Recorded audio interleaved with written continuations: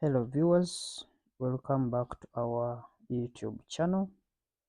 Today we want to look at something new, and I want us to start our tutorials on quantitative techniques. Want to start on our new topic, quantitative techniques. Quantitative techniques. Quantitative techniques. This is a CPA level 1 paper that I want us to start on, and maybe we can try to look at the course outline first, but before that we can have to understand that the objective or the overall aim of this paper is to develop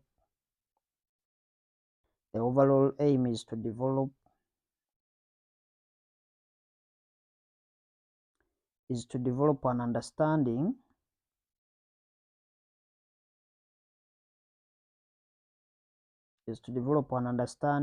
of the knowledge, understanding of the mathematical principles,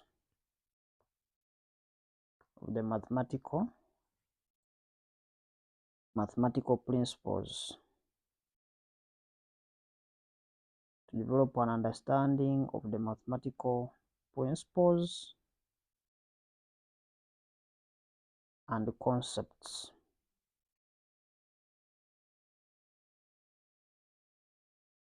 Mathematical principles and concepts which are useful in problem solving,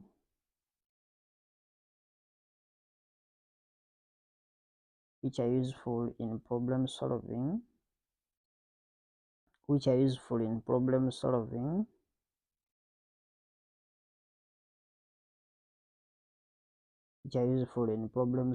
and decision making, and problem solving. Maybe you can try and download the course outline, SPA. Go to student resources. So we download specifically for this new syllabus of 2023. It was effective 2023. So we pick out quantitative techniques. So this is the course syllabus, and you can see that we have it as paper 3. It feeds into different course units at different levels of CPA certification, and you can see that our quantitative techniques can also help you in paper 6, that is cost and management accounting. It can also help you into your management decision and control paper, that's paper on level 2, that's MDC, and also financial management. Then it pushes to level 3 in terms of advanced financial management. So the overall aim is to equip the learner with the skills to apply mathematical and statistical principles in problem solving and decision making. So we are basically looking at this course, and what the overall aim is for you to get the skills and knowledge that you need to be able to apply both the mathematical and the statistical principles and concepts to help you make a decision about the different aspects. So those are some of the learning outcomes that I expected. Of course, when you look at K, this letter K here represents the knowledge. This is comprehensive for C. This is letter E is showing the application of the different aspects. So we have the detailed syllabus. Of course, when you look at the detailed syllabus, we have the introduction. I'm just going to look at it as chapters. Chapter A is for the introduction, and within the introduction, there are certain things that we shall first look at. First of all, we shall look at the importance of qualitative techniques, the role of statistics and mathematical models as we are going to see them. Then section B, or chapter B, we shall be looking at what we call the data collection and presentation. Of course, within the data presentation and collection, we shall look at the different aspects as you can see them. Then we look at chapter C, or chapter 3, where we shall be looking at the descriptive statistics, where we shall be looking at different items to do with measure of central tendency, measure of dispersion, and so many other aspects. Then we look at part D, that has things to do with probability and influence statistics. Of course, you base on as I told you, these are mathematical concepts that help us to make decisions, and you can also see that when you handle probability, you can be able to determine different aspects. And for influence statistics, just to make conclusions about a given aspects as we shall look at them. So we look at chapter E, that deals with the mathematical modeling, where we shall have things to do with the linear algebra, calculus, and other stuff as we shall see them. So the part F is, or chapter F, is where we shall look about the time series and forecasting, where we shall be looking at time series analysis plus forecasting. So those are the main things that we are going to be looking at, and without wasting more time, let's try to go through some of the key things that we need to talk about as far as the introduction is concerned. So this paper will have, of course, if you look at the exam structure, they are saying there will be a 3-hour examinations that is made up of 6 questions, and among these 6 questions, a candidate, you are required to attempt any 5, and each of them has 20 marks. So let's try to look at the key things that we can talk about as far as this is concerned. We look at maybe, so that's all that is there. Let's try and look at the introduction to statistics.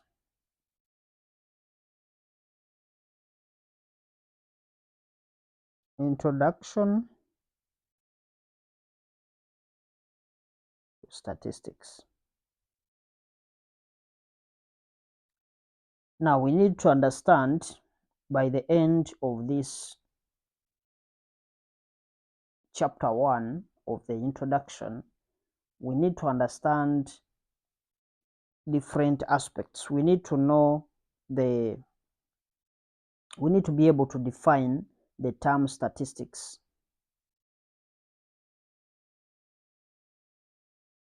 We need also to be able to understand the different types of statistics, where we have things to do with the discrete statistics. We shall be able to know the differences between descriptive statistics and then the inferential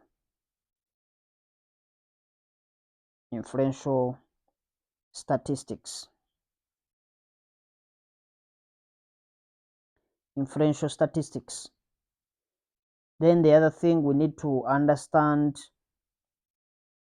the things to do with the defining a sample and a population.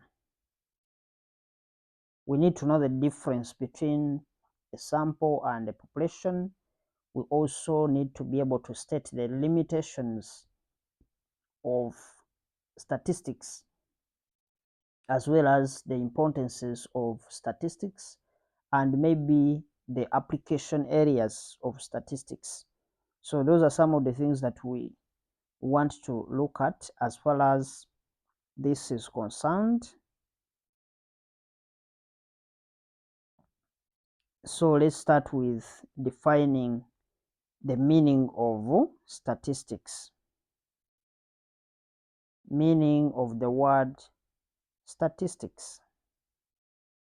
Now, statistics is a distinct mathematical science which deals with the study of the methods that are used in correction,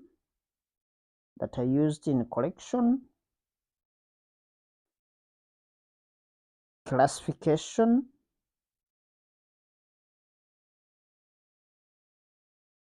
organization,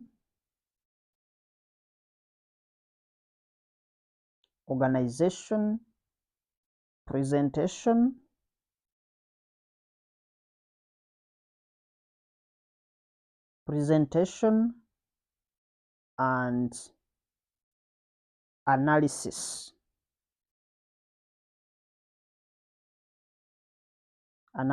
and interpretation. Interpretation of data.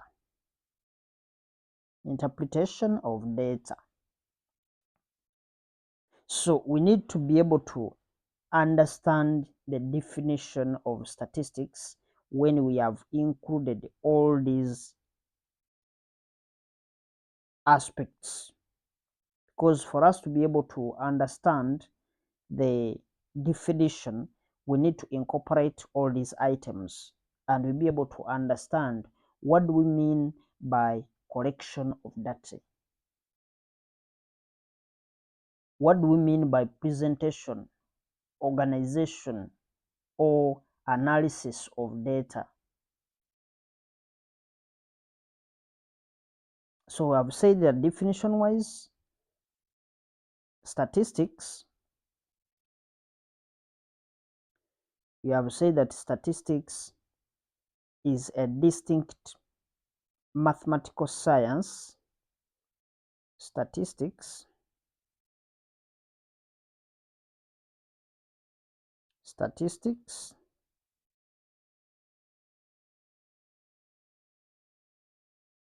is a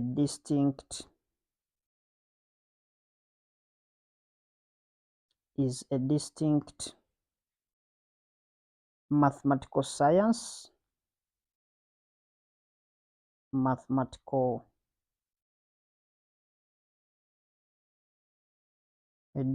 mathematical science, which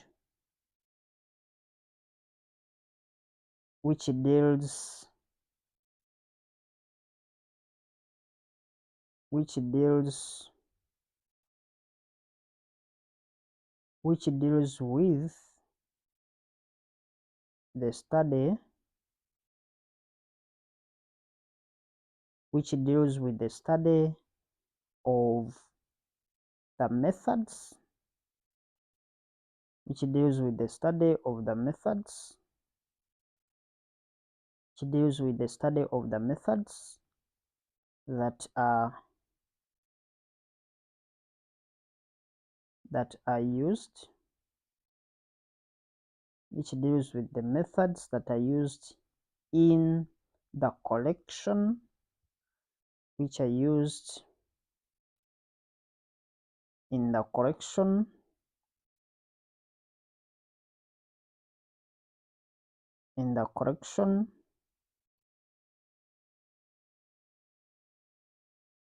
comma, classification,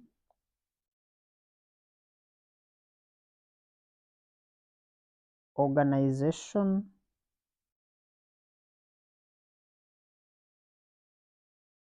classification, organization, presentation,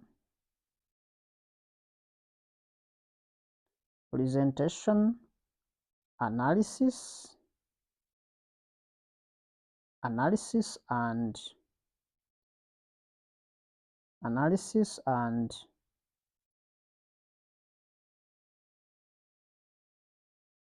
interpretation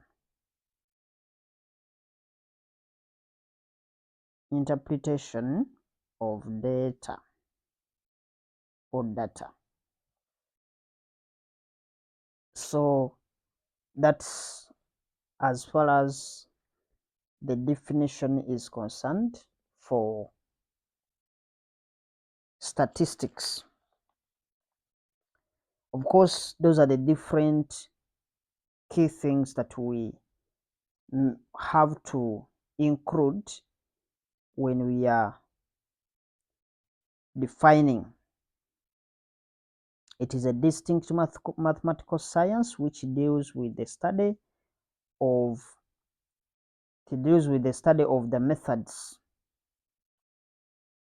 We had not included the methods, which deals with the study of the methods,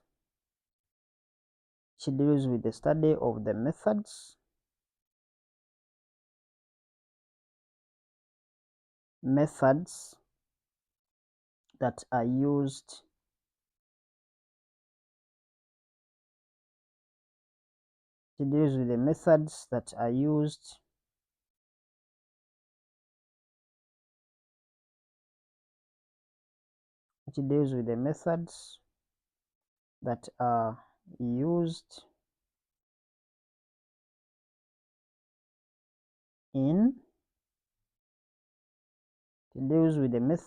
that are used in collection, classification, organization, presentation, analysis, and interpretation of data.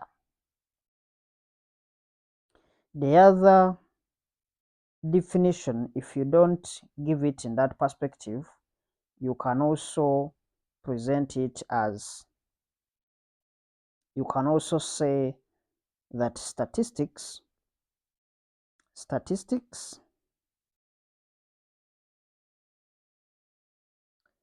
is a science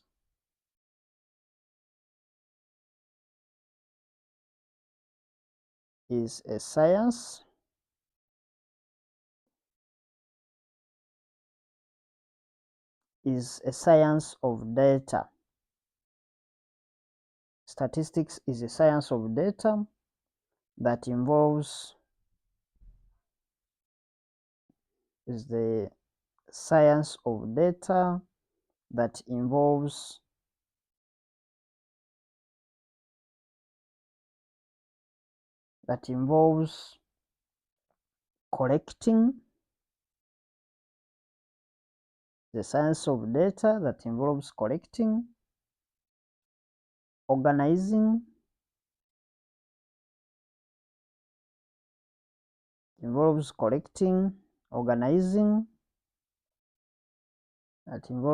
collecting, organizing, analyzing, and interpretation of data,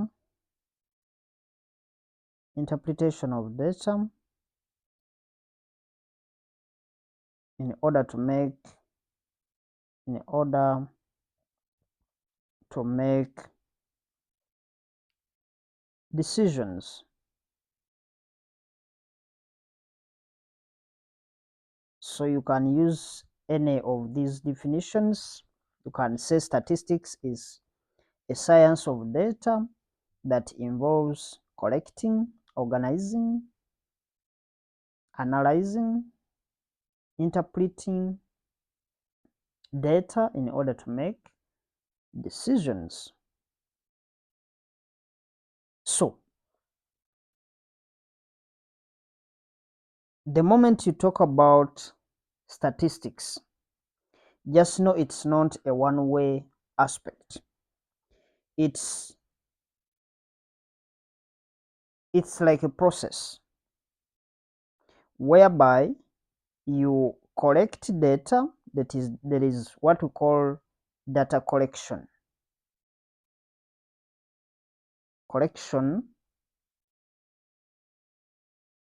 of data. You can collect data through maybe surveys. For example, if you use survey, that would be the first step. Then the second step, of course, you present the data. You present data. Of course, this can be presented in forms of charts or graphs. Charts, graphs, or tables. Can be charts and tables. Then the other aspect, the third aspect, we can, of course, here it deals with organization. This is characterization or characterizing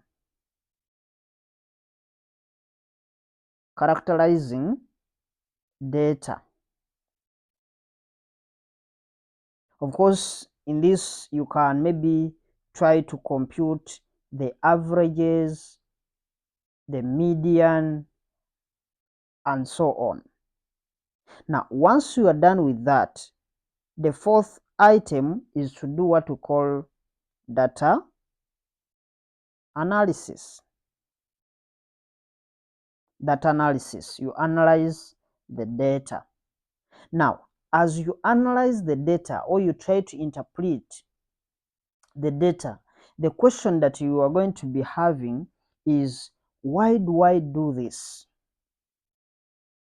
You are going to ask your question why you are doing the analysis. Of course, the main reason as why you are going to be doing the analysis is for you to make sure that you make a decision. It's all about decision making. So whatever you're going to be going through is going to help you make a decision with the data that you have collected. So what is very key as far as statistics is concerned is for us to make sure that we understand these different items or different terminologies: the collection of data, the classification, organization, presentation, and analysis and interpretation of data, so that we can be able to make the decision. So we have to understand those aspects for us to be able to know that when I'm dealing with such item to do with the statistics, I'm able to cut out all those different items collectively. Now, maybe we can try to get an example. What could be an example that we can use to be able to get out of or pick out some of these different items that we talked about: the collection, the classification, organization, presentation, analysis, and interpretation of data. So we can have maybe an example.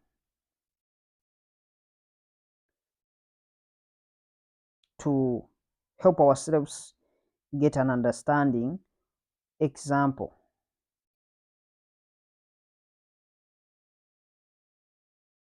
Now, let's assume that you want to collect information.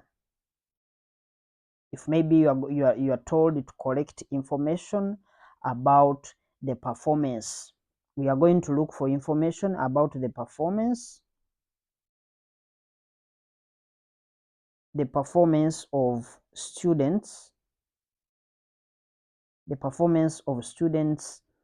in this same paper, the qualitative techniques, quantitative, the performance of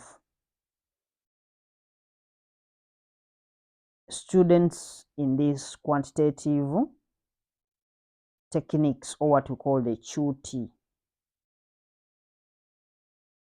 You are trying to find out how the students have performed, maybe in different years. Maybe we are trying to look at the performance of students within the last 3 years. Within the last 3 years.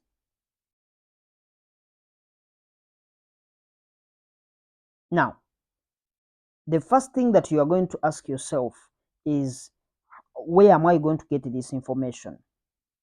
Of course, you will go to the institute, because that's where you are going to get the performance of the students. You go to the institute to look for what we call the performance records. You collect the performance records from the Institute of Certified Public Accountants of Uganda. So the first step of data collection, is that we are going to look, the information we are going to be basically looking at is we are collecting information from the Institute of Certified Public Accountants of Uganda about the performance record. So we are looking at the performance records. And where are we finding this information? From the institute, from the ICPAU, Institute of Certified Public Accountants of Uganda. That's where we are going to collect the information.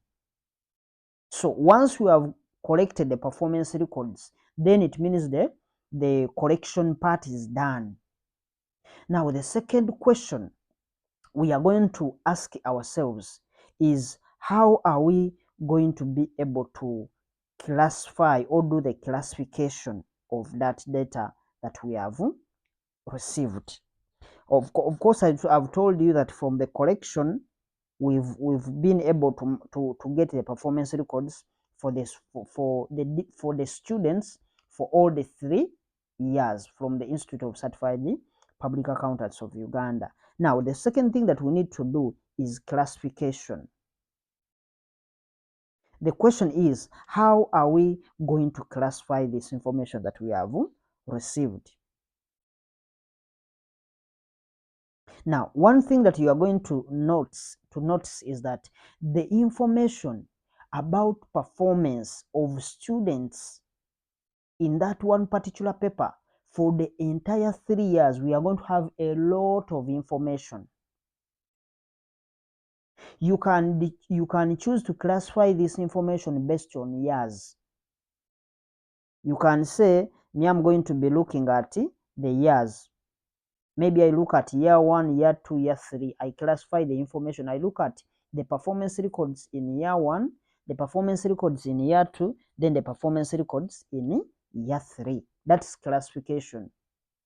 You can also decide to classify your information based on ladies and gentlemen. You can say maybe male students, maybe in year 1, in year 1, then female students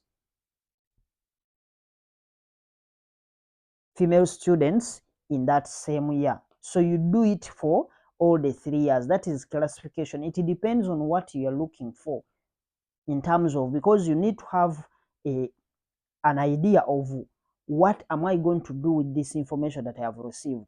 If I want to benchmark on the performance of the students as far as the 3 years are concerned, then I will be able to know how I'm going to do my reporting of the performance of the students, depending on the information that I've collected. So the classification, most of the times it goes with the organization. You are trying to organize the information that you have received from the institute about the performance records for all the students, whether they are male or female. So you can choose to say that I'm going to classify this information in years, as we have said, or you can choose to say that I'm going to classify this information based on male and female, maybe their gender or sex type. Now, when you're done with that, you can go ahead to say that even though maybe, let me assume I have chose to organize this information in years. Now, I'm going to ask myself, how can I organize this information that I've got? I've got the performance for year 1, the performance for year 2, the performance for year 3. Now, you can say I'm going to organize this information based on the gender, and I look at for male students and then the female students under organization. That let me organize this information. I look at the students who are male, then the students who are female. Now, even when we have done that, it's not enough. Why? Because the male students for the different years are going to be a little bit more. We are going to have a lot of information because the years, remember, in 1 year we have almost, we used to have four sittings. Now they reduced them to 3. So if you have 1 year, you have June sitting, August sitting, and then the December sitting. For all the information, even if that information you have organized it in terms of the male students and then the female students, you are going to find that the information is going to be a little bit huge. So what do we need to do? We go now to presentation. How best can we present this information? Remember, we are trying to look at the performance of students, maybe in this quantitative techniques. The presentation goes ahead to look at, maybe I want to look at the, first of all, they are male students, but I categorize them based on their scores. You can say, if it comes to presentation of data, we can come to say that we are going to present this information using tables, and within the tables we are going to put the scores, then the number of students, then the students. Remember, we had organized our students into the female and then the male.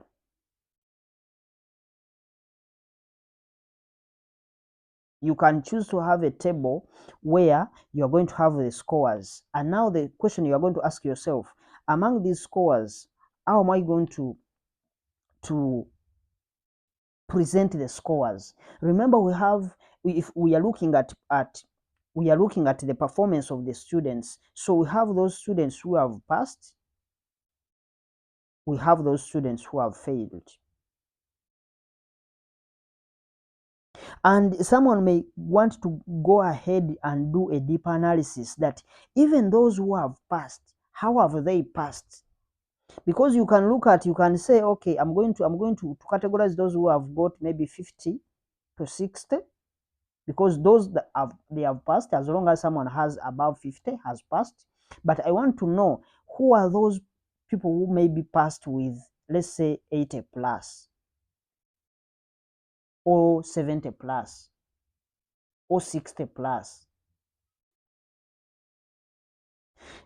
Even here, among those who have failed, we know that these have failed, but the question is, if you get below 50, it means you have failed, you have not passed. But there are those who have completely failed and they have got 0 to maybe to 10. There are those who have got maybe 30 to 40. They have failed, but they were close to passing.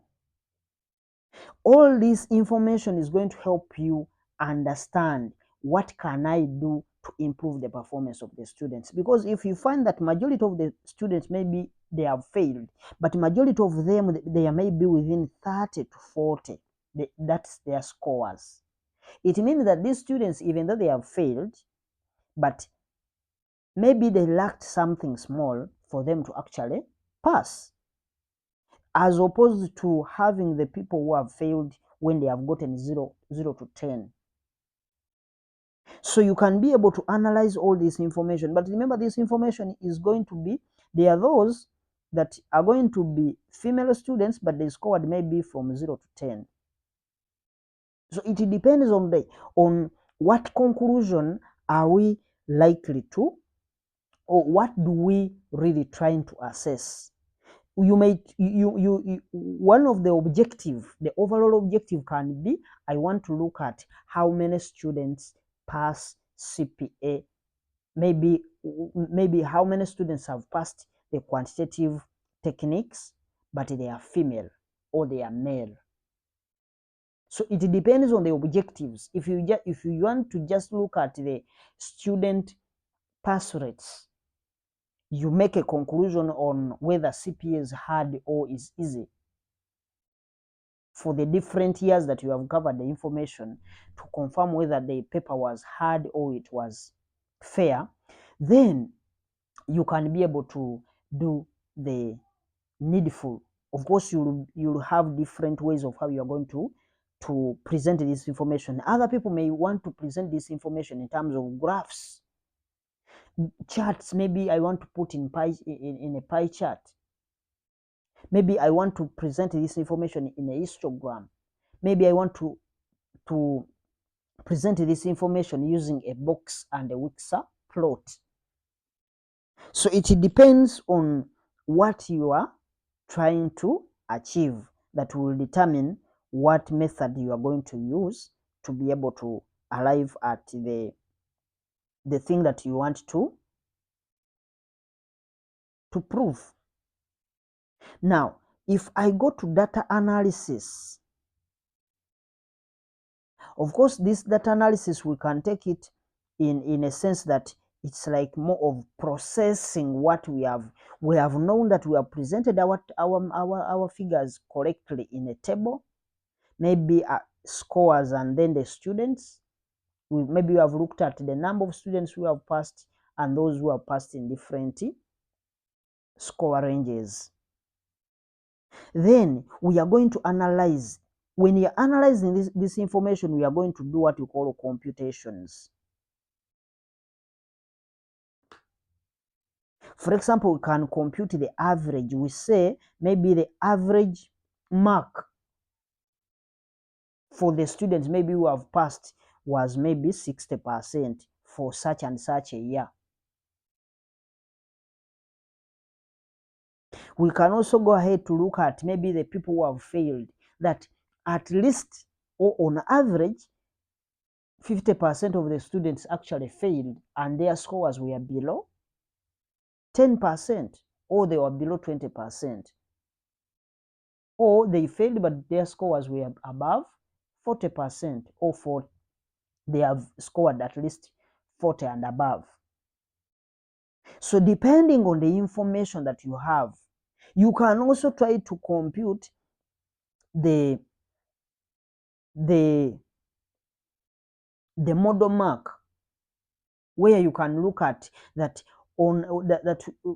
in such a year, maybe in year 3, the majority of the students scored 60%, and that's our model mark, because we know mod is, you look at the how many students have gotten that, the class or the mark with the highest frequency. It will be our model mark. You can compute the median, you can compute the mean. So it depends on how you want to make your conclusion.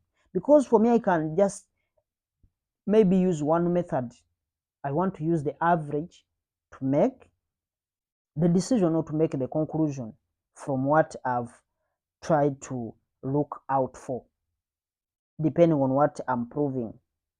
So the analysis is going to be in terms of using the mathematical formulas and concepts to be able to compute. Because this information is going to help us maybe to do some predictions in the future, that based on how the students have been performing in the last 3 years, we expect maybe the pass rate to be around such and such, or we expect based on the relevant or past data for the last 3 years people sat the exams, we are likely to have maybe an increment of 10% in the number of students who are sitting the exams in the following years. So it can help you to do the planning, it can help you to forecast, to know how they even want to improve. Maybe majority of the students have found some topics hard for them to analyze and be able to interpret and be able to answer them correctly. The question is, what can we do, or what can we advise? That's why you find that on every examination, when they are giving out the results, you find that they always give the marking guide and plus the examiner's remarks. The examiner's remarks are always entailing information based on how the examiner has found the students performing on different questions of the papers that have been set out. So what we are trying to look at here is we get all this, we go through the process. It's not a one-time thing. It's a series of different processes that we go through to make sure that we make the decision. Now, once you have done the analysis, maybe you have used mean, maybe you have done measure of dispersion, how different aspects are spread, maybe from the middle point or from the average value, how far are they from the average, or you have used the measure of central tendency where we computed the mean, mode, and median. So, or you are trying to do all that kind of the computations that's within the data analysis. Now, when we go to the interpretation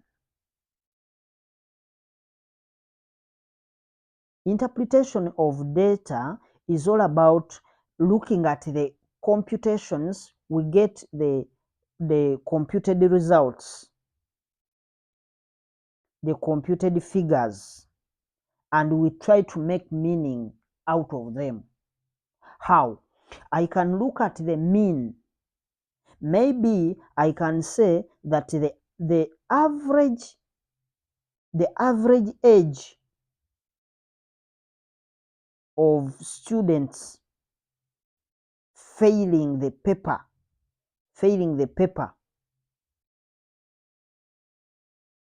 is maybe 60, or I can say 50 or 60 years. Now, of course, when you look at this information, you have computed the average and you have found that most of the students who fail these exams, they are above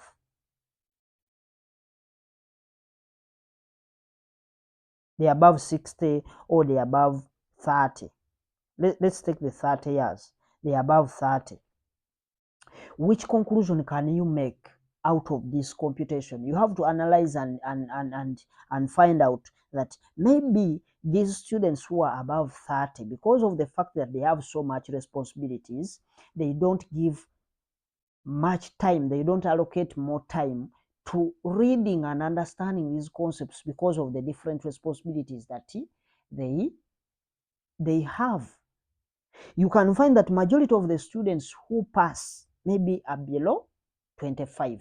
Of course, you can make an analysis, or you can interpret that information and say that because of the fact that young people are always have time with less responsibilities, so they can be able to put that time to focus on the different topics and understand them and do thorough revision so that they can be able to pass. So you find that the examiner is going to be giving these remarks based on how the students have performed. That's what we call the interpretation. You don't just compute the results and leave them there. If I've computed that maybe the average mark that people have scored for the 3 years of data records that I've looked at, I've found maybe these students are actually getting 60%. We can look at the 60% and we say, what does this 60% communicate to us?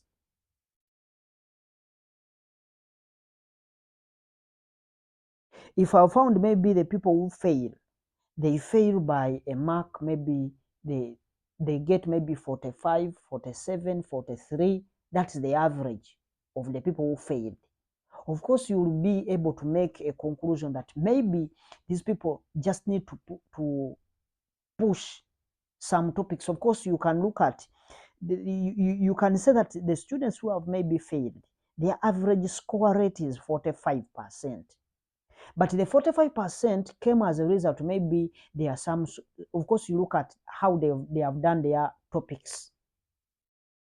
Because remember, for you to get these 45%, you need to get the breakdown of how they have performed in each question. You can look at how they are performed in some questions. Of course, these questions come from different topics. You make a recommendation based on the topics that more emphasis should be put on such topics, because we have seen based on the data that students are actually failing these questions. So these are some of the things that we can do.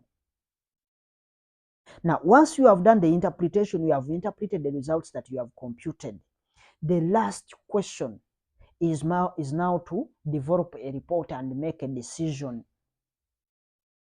If you have seen that very many students fail because they don't complete or they don't get a thorough understanding of the different topics that we examine, my response would be to make students read thoroughly. And one of the example that I can tell you is that ICPAU used to have 4 sittings around 2022. They used to have a March sitting. We used to have a March sitting, then we used to have a June sitting, and we used to have an August sitting, and then finally a December sitting.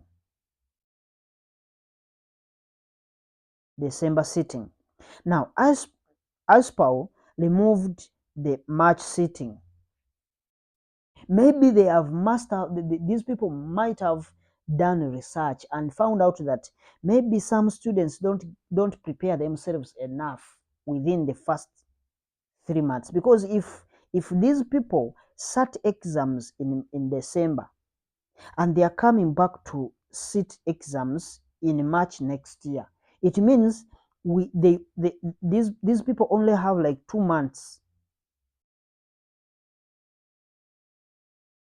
to cover all the things that they are going to be examined on. But if you remove this March sitting and you allow people to have close to 6 let's say close to 5 months of serious reading, then 1 month for preparation, then we are able to tell that these people are actually going to cover all the syllabus within the 5 months. If they have started the exams in December, then from January to May, they are reading. And once they read it, they do, maybe they are covering syllabus. The coverage of the syllabus is okay. You'll find that you'll have more pass rates in the June sitting, June/May sitting, because students have been able to capture all the different topics. At least 80% of the syllabus has been covered, which wasn't possible if you had the December sitting, then you also bring in the March sitting. That would be one of the reasons as to why they removed the March sitting, because as of now we have June, August, and then the December sittings. And even when we have these 3 sittings, this August sitting is only for people in Kampala. The reason is very simple. Maybe it will be very hard for them to prepare for all these people in the different sittings that we have in the country. If we are to do June sitting, then August sitting, because there is a very short period of time from June to August. Those are only 2 months. So it means, logically speaking, this June sitting, maybe this August sitting is maybe to cover those people who have failed in the June sitting, so that they can have extra 2 months to cover the things that are going to be examined in August sitting. And for the ASPAO not to allow this sitting to be for all the students, they are trying to limit on the number of students that they can have. Because if you give yourself a very small space, you have to mark these scripts for all the students in the country. It will be very hard. That's why we find that this August sitting always has a relatively small number of students attempting papers. For them to create to give themselves time to be able to analyze the performance that has been there for June, so that they can find improvements on how they can set exams based on how the students have performed in different questions. Of course, when you look at, maybe majority of the students have passed a certain topic, of course, it's probable that you can say that maybe next sitting it may not appear. So all of that helps you to analyze and make decisions based on what is going to help your, whether you're doing the research or whether you're doing anything. So I'm finalizing this by saying that when you look at statistics, as we study statistics, just understand that it's not a one-way.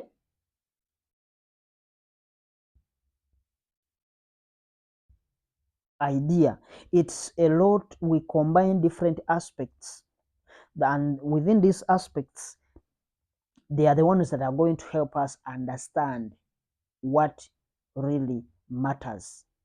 And if you get this introduction very well, you are going to find quantitative techniques very easy for you to go through it, because it's a process, and the process involves mathematical formulas, mathematical concepts. Like if I look at the mean, I have to involve in a formula. Mode, median, I have to involve in a formula depending on how the data is.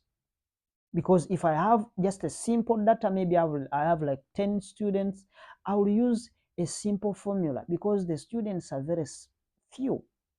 If I have students that in thousands, and I'm dealing maybe with the data of those students, of those 1,000 students, maybe for 20 years, meaning there are 20 times more information, then I also have to put in more complicated formulas that can help me make computations easy, so that I can be able to interpret and analyze those results that I have computed to make the decision.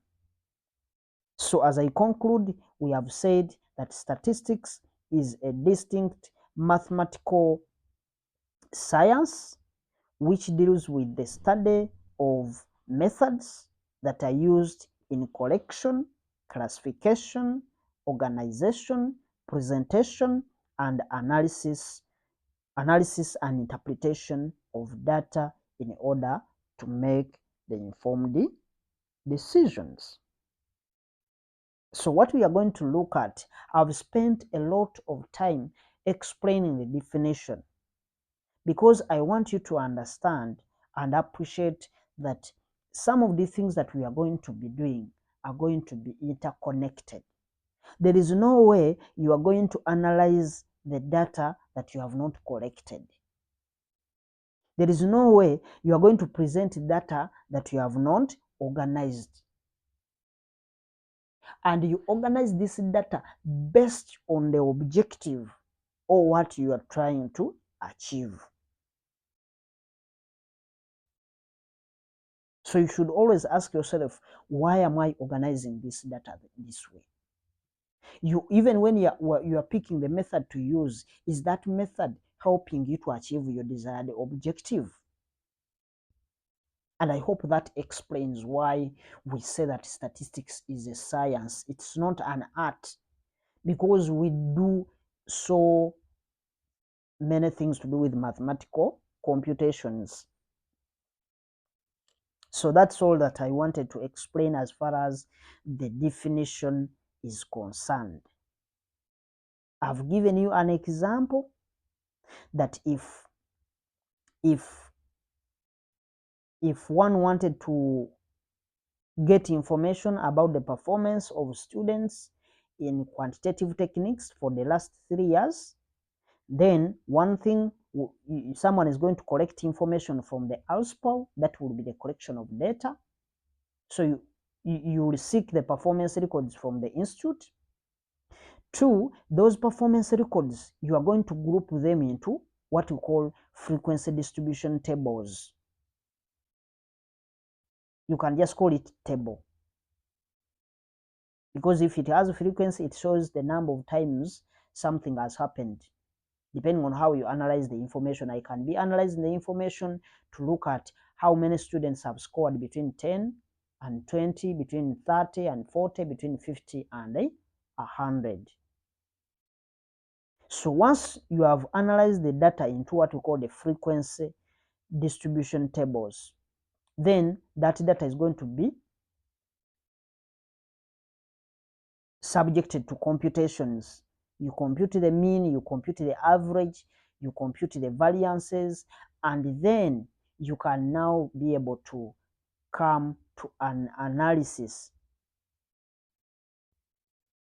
and then you interpret the results that you have computed. You explain, if the mean is 20, what is that indicating based on the research that you are trying to find out. You interpret the data, then give the people. It might be, you might be hired as an accountant, you might be hired as a consultant, that when you have gotten this information, I've computed the mean, but the people I'm going to give these reports, they don't understand what the mean is like. So you go ahead to interpret for them that if the mean is 30, maybe it shows that 30% of maybe the students passed, or 30% of the students failed. We always see those kind of projections or those kind of reports being made whenever they are releasing those examinations. They tell you that maybe we had such and such a number of students who sat, the such and such number of students paid the examination fees, but they didn't show up for the examination. They never did the full exam. And they tell you that out of those who did the exams, such and such a number passed, such and such a number failed.